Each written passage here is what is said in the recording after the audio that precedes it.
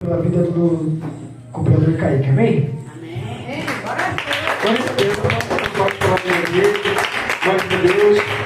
Nós temos aqui na nossa frente o Eliseu Rodrigues 2.0, aleluia. Estenda suas mãos, vamos orar com o servo do Senhor.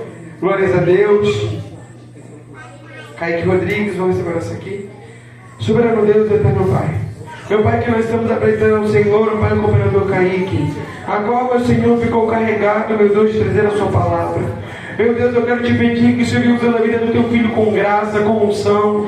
Que ele não venha falar aquilo que ele queira, Senhor, ou que ele acha que deve falar, mas que a palavra que o Senhor colocou sobre o coração do teu filho, meu Deus, que nós vamos sentir, Senhor, para a tua igreja venha sentir a tua palavra. Senhor, Pai, quando ele estiver pregando, meu Deus, aqui cuidando do seu altar, cuida, Senhor, Pai, da vida dele, dos sentimentos dele, Senhor. E eu te peço, meu Deus, usa a vida do teu filho mais uma vez, ó Pai. É isso que eu oro e te agradeço. Em nome de Jesus, você pode. Aplauda ao Senhor com alegria pela vida dele. Glória a Deus, saúde e paz, Senhor Jesus.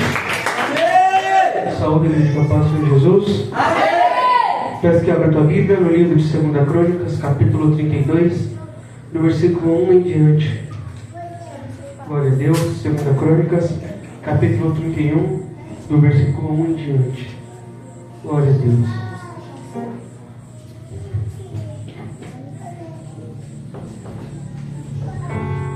Glória a Jesus, Santo Deus de Israel.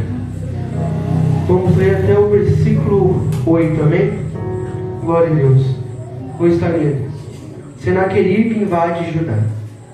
Depois dessas coisas e dessa fidelidade, veio Senaqueribe, rei da Síria, e invadiu Judá, e acampou-se contra as cidades fortificadas, com a intenção de conquistá-las. Vendo, pois, Ezequias que Senaqueribe vinha e sua intenção de atacar Jerusalém, tomou conselho com seus príncipes e com os homens valentes para tapar as fontes das águas que estavam fora da cidade, e eles o apoiaram.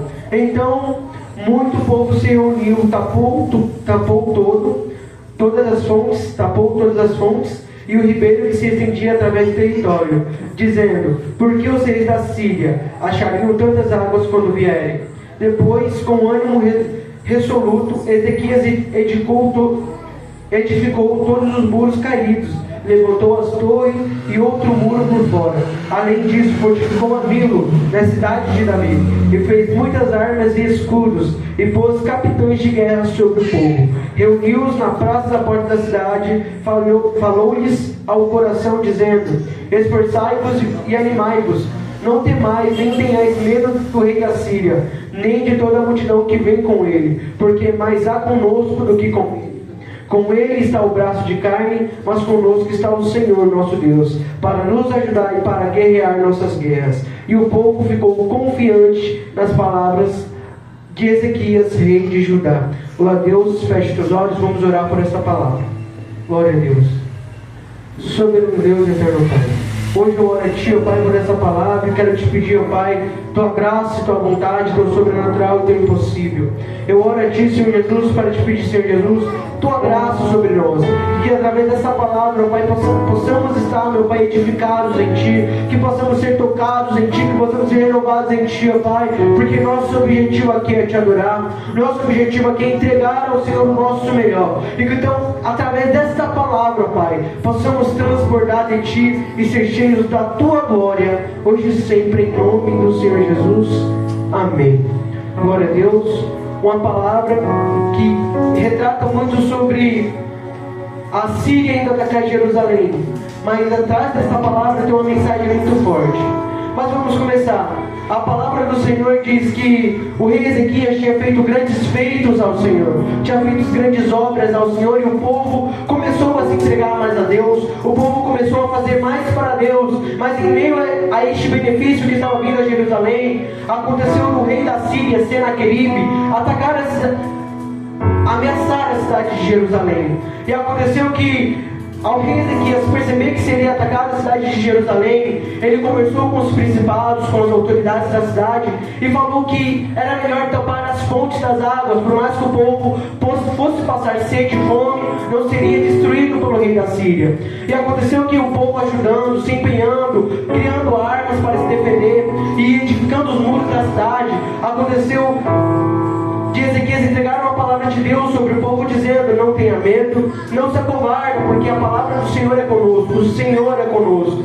Mas ao notar isso, o rei da Síria, ao notar que Ezequias tinha feito o povo se animar, tinha feito o povo se empenhar para proteger a cidade, aconteceu no rei da Síria enviar seus mensageiros a Jerusalém e dizer que ele já destruiu muitas cidades, dizendo que muitas cidades já confiaram em seus deuses, já confiaram em suas crenças, e mesmo assim teve suas cidades destruídas. Então o rei da Síria, Senaqueribe, acabou comparando os deuses pagãos com o Deus de Israel. E aconteceu que quando o rei da Síria comparou Deus com isso, o povo teve medo, porque em judaico o povo de Senaqueribe dizia: nós vamos destruir essa cidade. Meus pais já destruíram muitos deuses, já destruíram muitas autoridades, já destruíram muitas forças. E aconteceu do povo começar a temer, porque via que a força do rei Senaqueribe era muito grande, porque de todos os antepassados que passaram antes do rei Senaqueribe, ele foi o pior. Então o povo começou a temer a Deus, e ao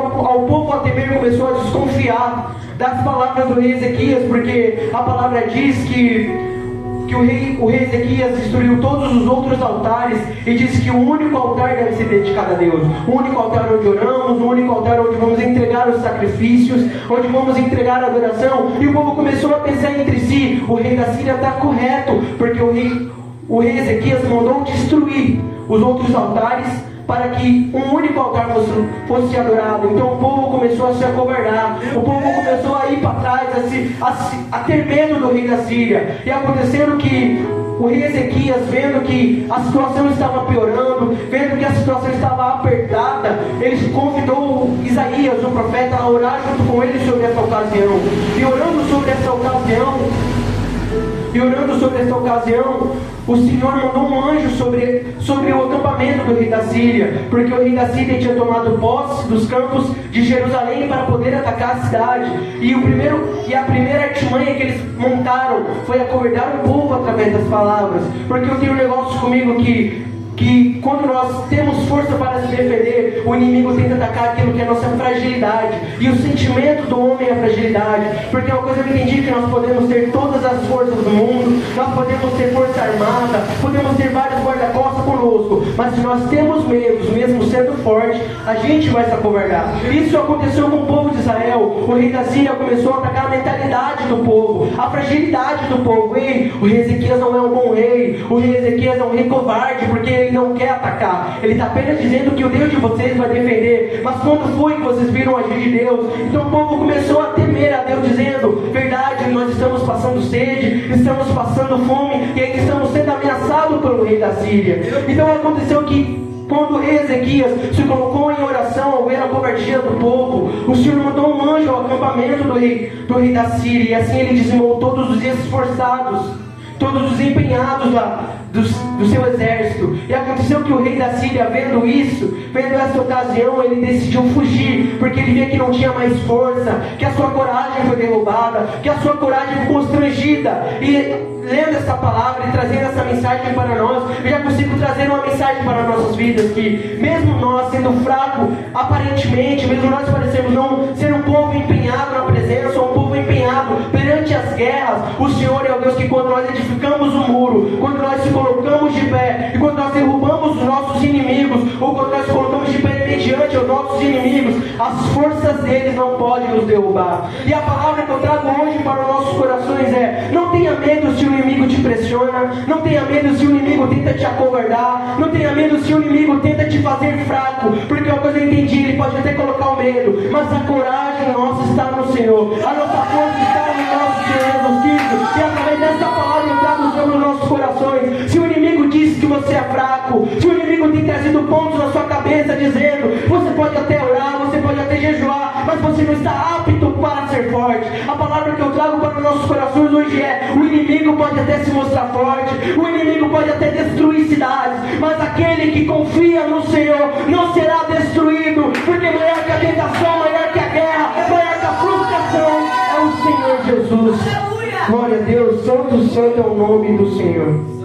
E observando essa palavra, logo após o rei Senaqueribe fugir, aconteceu dele ser assassinado pelos seus próprios filhos, os seus filhos mais novos, que eu não irei lembrar o nome agora. Eles assassinaram o seu pai, e o filho mais velho tomou o posto que seu pai tomava. Mas ao observar que os seus filhos destruiu, matou a ele, na verdade, deu para ver o agir de Deus, porque o povo estava com medo e viu que o anjo do Senhor, na verdade o povo nem notou que foi o anjo do Senhor, só percebeu que o exército desapareceu. O pessoal olhava assim: como assim? O rei que estava mostrando a sua força, o rei que estava nos amedrontando, simplesmente desapareceu, porque o Senhor se fez presente naquele lugar. Porque o Senhor já nos deixa uma mensagem muito poderosa aqui. O mundo pode até mostrar as suas forças contra a igreja, o mundo mostra a sua autoridade, mostra os seus ideais, mostra a sua inteligência contra nós. E muitos hoje em dia dentro da igreja olham para o mundo e dizem: eu não tenho mentalidade o suficiente para comparar com essas pessoas, eu não conseguiria dizer um ateu que sabe de teologia, que sabe de igreja, como Deus é bom. Porque as pessoas hoje se limitaram ao seu pouco conhecimento. As igrejas se amedrontaram, preferiram se acatar ao silêncio do que a palavra do Senhor. Mas a palavra que eu trago através desta palavra que nós lemos e ouvimos é que mesmo que o rei pareça forte, mesmo que o rei pareça pressionar a tua igreja, pareça pressionar não só a tua igreja, mas a nossa mentalidade, porque uma coisa eu entendi: o agir de Deus não é algo de fora para dentro, é de dentro para fora, porque o transformar dele trabalha ponto em nós que é fraco, trabalha pontos em nós que é frágeis. E ao observar isso, o Senhor vem feito presente em nós, porque o mundo hoje ele tem que estar trabalhando da mesma forma que a igreja. A igreja tenta trabalhar a mentalidade do povo, e o mundo percebeu que essa estratégia, que este método tem sido um método muito eficiente hoje, porque aqueles que sabem pensar, aqueles que têm inteligência para chegar ao coeficiente, chegar a mentalidade daqueles que são frágeis, é maior a influência. Porque uma coisa eu entendi: que o mundo hoje não tenta influenciar aqueles que são fortes, aqueles que entendem, aqueles que sabem. O mundo hoje tenta influenciar as crianças de dentro da igreja, porque entende que as crianças é o futuro, e ele tem feito a mesma coisa que o rei Senaqueribe tem feito. Vamos colocar as crianças no lugar do povo de Israel. O rei Ezequias não tinha medo do rei da Síria, Isaías não tinha medo do rei da Síria, mas ele usou o povo contra o rei Ezequias, porque o povo estava começando a temer, dizendo: rei Ezequias, você vai conseguir derrubar este rei? Nós temos força suficiente para derrubar este rei, nós temos força suficiente para enfrentar este rei. E o rei Ezequias não sabia o que dizer, porque ele já disse ao povo: a mão de Deus está sobre nós, e mesmo assim o povo se acovardou. E daí eu já trago uma mensagem sobre nós, já trago um pensamento sobre nós, na verdade, que nós até pode receber uma palavra de Deus, a gente pode até receber uma profecia dos céus, mas quando o mundo parece ser mais coerente que nós, ou fazer mais sentido, aquilo que uma hora foi a palavra de Deus presente em nós, se torna algo inútil, ou algo que não foi necessário, porque o mundo apresenta mais sentido naquilo que diz, e muitos se perdem nisso. Tem mais sentido eu cantar lá fora do que aqui dentro, porque lá fora eu vou expandir. Tem mais sentido eu pregar lá fora do que aqui dentro, porque lá fora eu vou expandir. Porque as pessoas criaram em si uma mentalidade sobre se expandir. Se eu sei, eu irei longe. Se eu sei, eu irei alcançar pessoas de alto patamar. Mas a palavra que eu trago hoje é que mesmo o mundo apresentando os seus benefícios, mostrando a sua força contra nós, nós temos que mostrar que a nossa oração, que levantar os muros, que enfrentar o inimigo, nós conseguimos vencer esta guerra.